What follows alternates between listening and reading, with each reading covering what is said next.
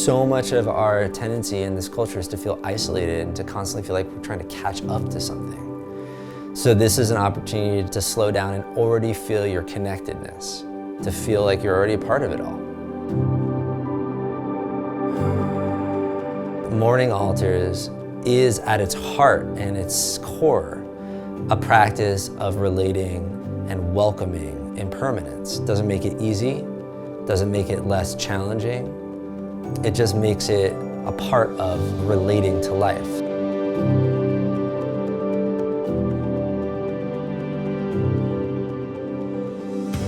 I host workshops around the world, helping to bring people together to connect with the place that they live and to make beauty out of the earth.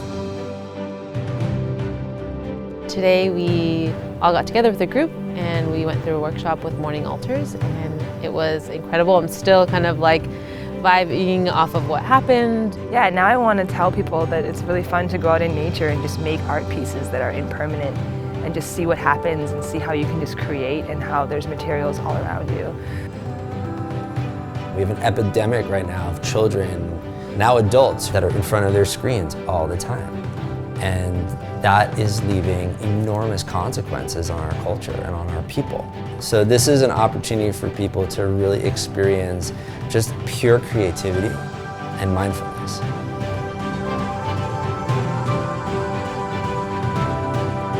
In this busy world filled with so many distractions, just to get out there on the hill and spend all the time, getting your hands dirty, it's like, I don't want this to stop.